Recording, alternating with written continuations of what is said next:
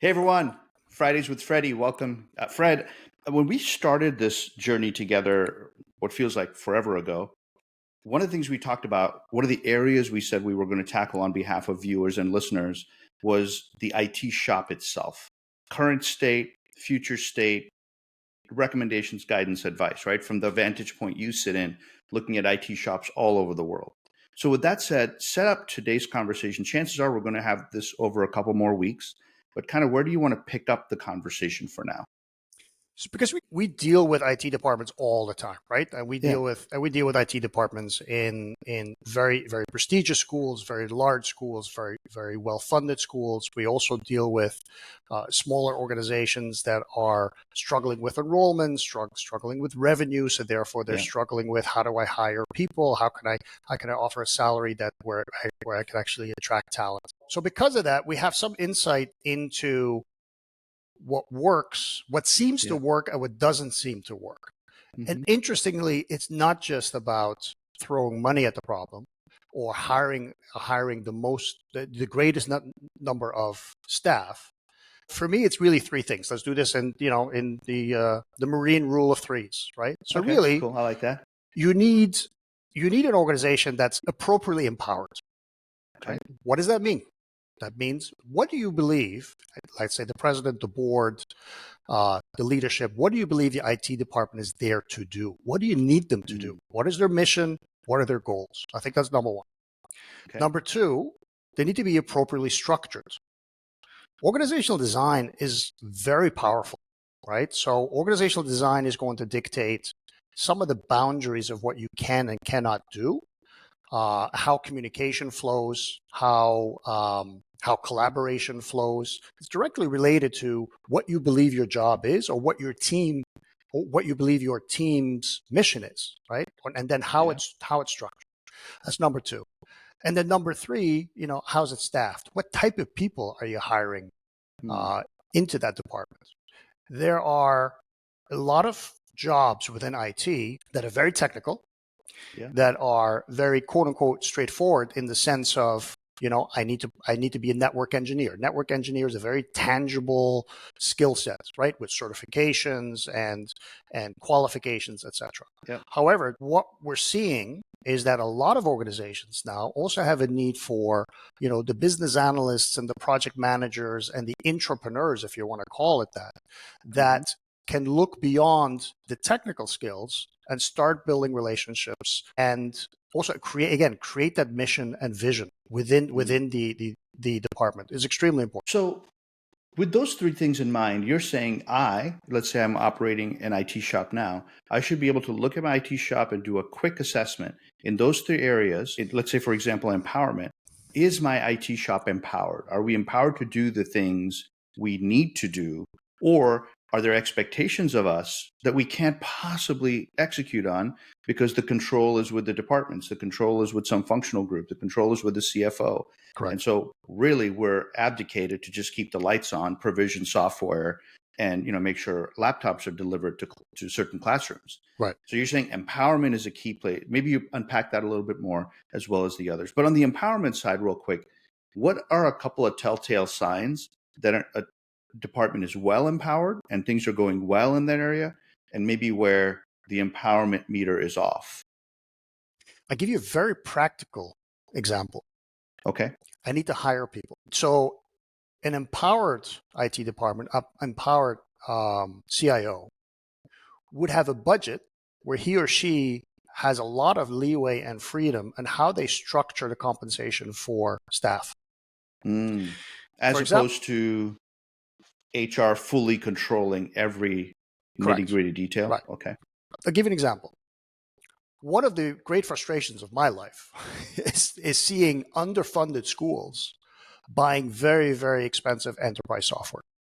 Hmm. And they convince the board, they convince the president, we really need that type of software. Okay, great.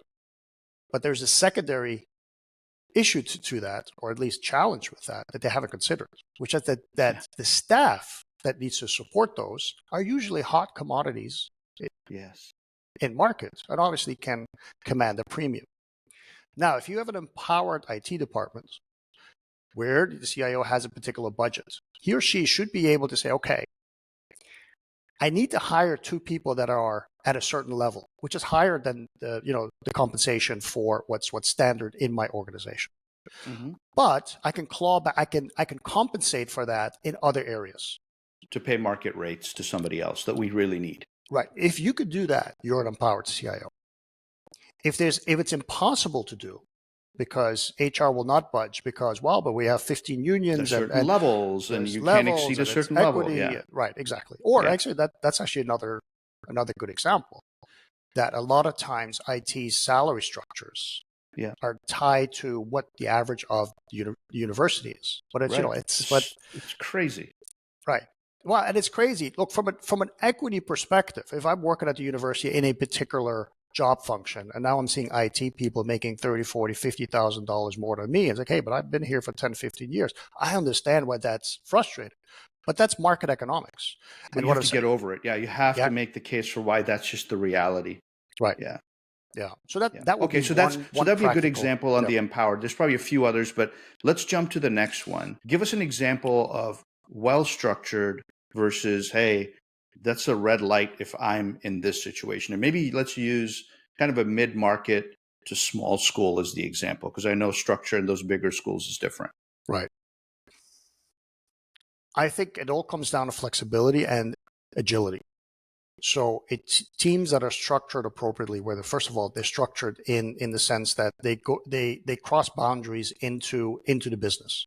So an appropriately structured team would almost have a dotted line. Not advocating for a matrix organization, but have a dotted line into the business leaders at the appropriate level, right? They need to be with those folks, as opposed to fully insulated and sitting in this set of cubicles, never talking to or not even having a reason to talk to the functional side. Yeah. Just order taking, right? This is actually a great example, real quick.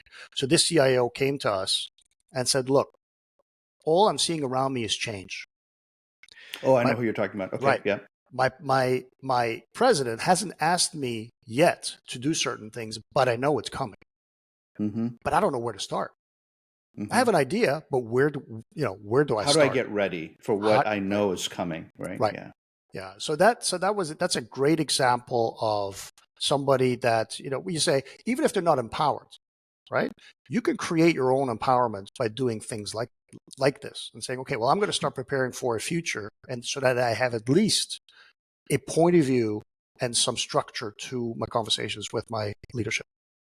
But in that CIO's case, a lot of what he went to work on was structure of his own IT shop, saying, to be ready for the future, we have to revisit our structure, and I can't have my people siloed off. I've got to immerse them into the functional side of the school and get that conversation going. And he, as a CIO, had to be kind of the orchestrator of that. And so he saw himself in that role of, I've got to bring people together, facilitate conversations, and foster the innovation and build the trust.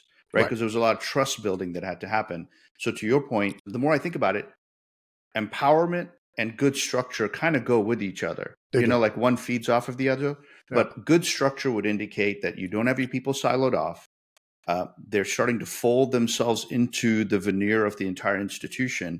And a trust is building from the functional side of the house saying, we're going to come to you guys with our thoughts, questions, ideas, concerns, get your input before we make our big purchase decisions. And it's a little bit more collaborative. That's a good sign that your structure is heading in the right direction, right? Right. And again, this gets to the third point. That's why you need to have savvy people, right? This is how you're going to staff your organization. You need some people in there who are entrepreneurs, who are opportunists, and who get frustrated by things not moving forward. You need that status quo. By status quo. You need that little edge, right? Because those people understand.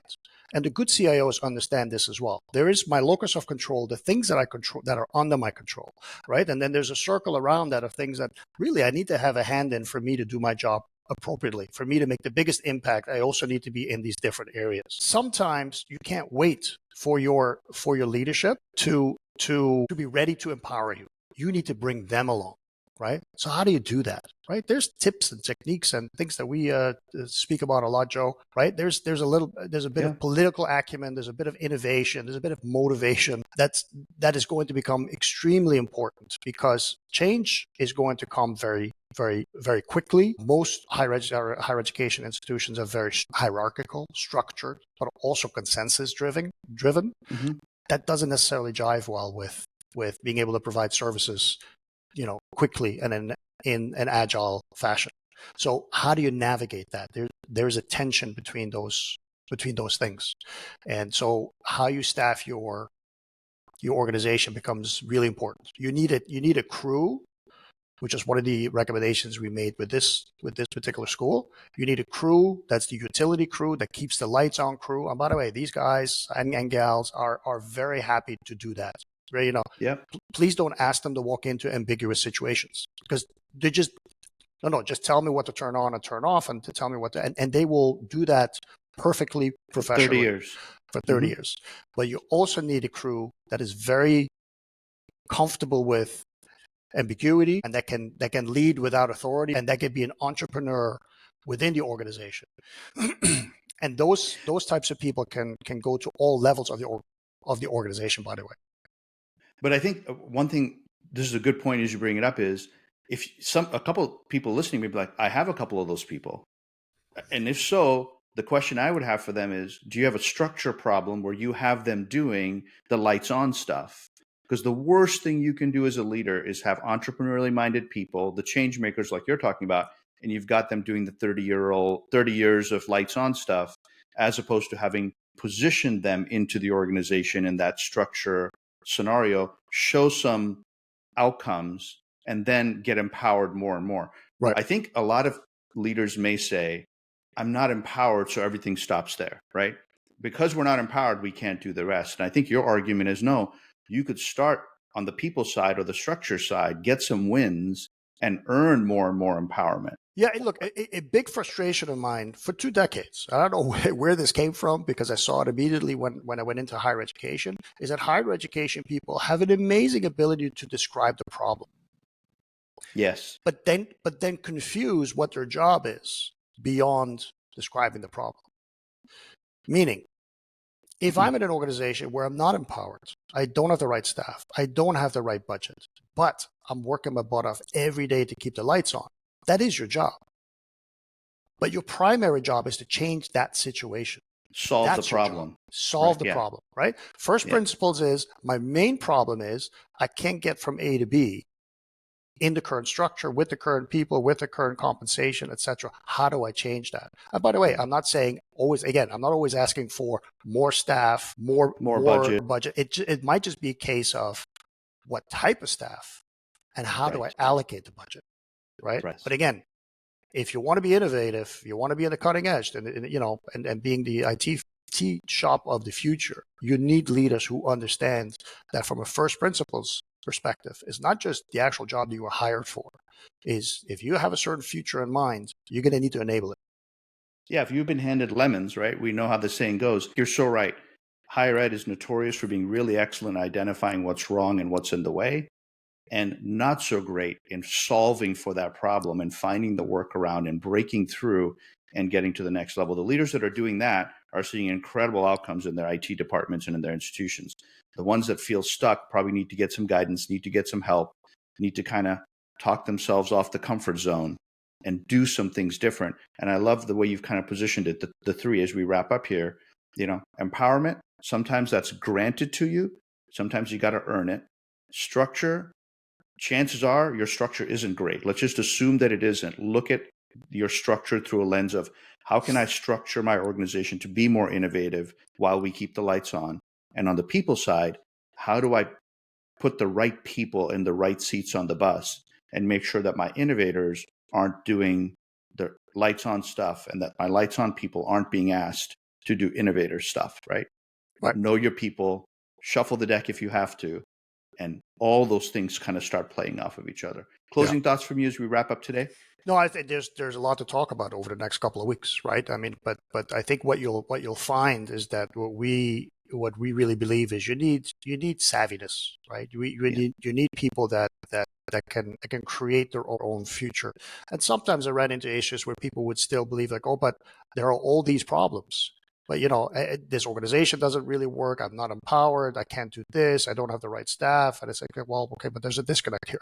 Reason why you're getting paid the big bucks is to fix that. Yeah. So, That's and right. I think over the next couple of weeks, we can give some tips and techniques on how you can do that. But really, at the end of the day, it's a story of empowerment. That's really what it is. But proactive empowerment that you enable yourself. That's awesome. All right, everyone.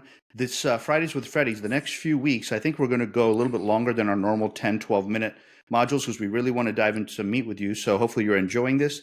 Send Fred some questions and thoughts, as many of you already have been doing, and we'll see you all next week. Make it a Bye. great week.